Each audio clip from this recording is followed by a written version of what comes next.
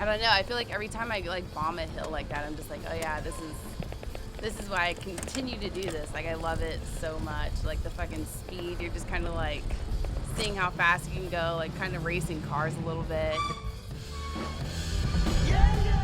Bike messengers are the cool kids of any urban environment. They bomb down hills, run red lights, and deliver packages at crazy speeds. But with the uprise of the internet and new delivering technology, those kids are in a fierce competition. So the question is, are bike messengers still relevant in this day and age? And what does the future look like? My name is Magnus Maurice Hansen, and this is the future of bike messengers in San Francisco.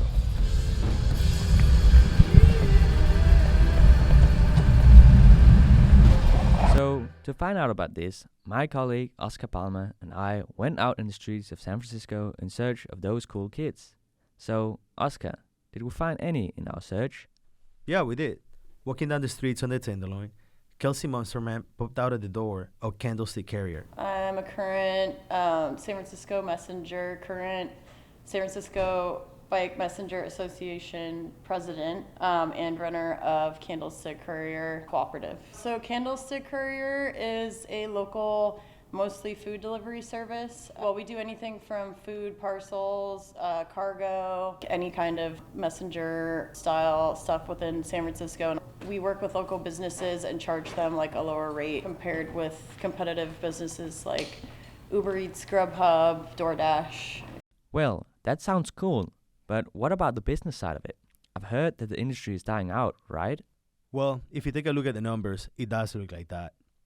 In 1999, there were around 170,000 messengers in the US. By 2021, only about 70,000 remain. But contrary to this perception, it seems like it's not all black and white. It's going pretty good. Business has picked up. We are always looking for new clients. A lot of the companies that I'm familiar with in San Francisco are actually doing pretty well. We're all just kind of rebounding from the pandemic still. Kelsey did talk a little bit about how the pandemic affected business. The pandemic kind of hit pretty hard, and it seems like there's a lot less messengers because a lot of companies lost work and ended up not being able to make it through the pandemic.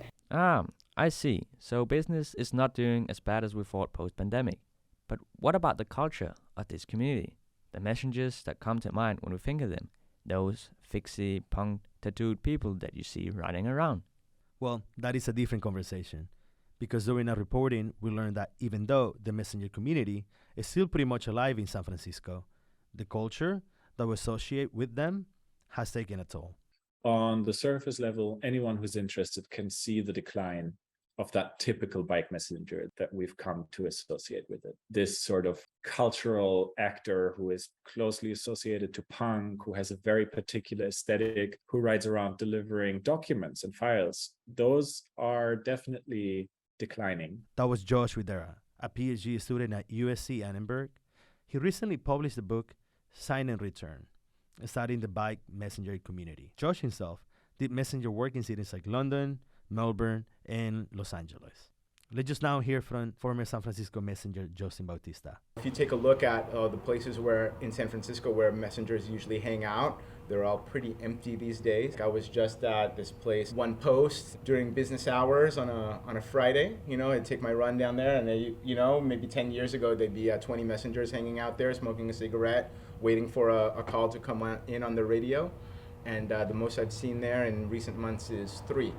So it sounds a bit like those lifestyle messengers are disappearing, right? Not exactly. He thinks it's declining, but he sees resilience in the community.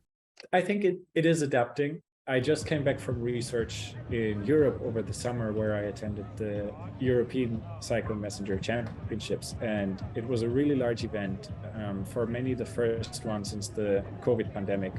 To me, that event really encapsulated the resilience of this community and the kind of pride in the culture that they have built. So I think it will take a long time for that culture and identity to be fully dislodged.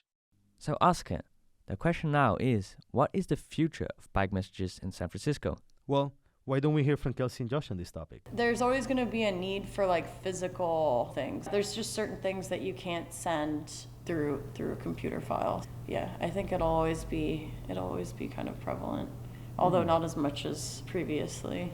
We've also seen a lot of messenger companies move more and more into the kind of market of offering last mile solutions for bigger logistics companies by just serving to the city center. And many have also responded to the growing demand in larger cargo by maybe changing their tools of work and moving away from a fixed gear bicycle towards something that can carry heavy loads on a front rack, or even a specialized cargo bike. So, what can we take out of all this? Well, it doesn't look like bike messages will be disappearing anytime soon, but the classic bike messenger culture with punk, tattoos and fixies will have a harder time in the future. In San Francisco, we'll probably see more and more bike messengers transitioning to food delivery, as this seems to be the best option in this day and age. There's like good hope for more people to become aware of how important like cycling is to our climate and how important it is to be healthy and just to have, a good time. Thank you for joining me in this conversation, Oscar. It's been my pleasure. Thank you.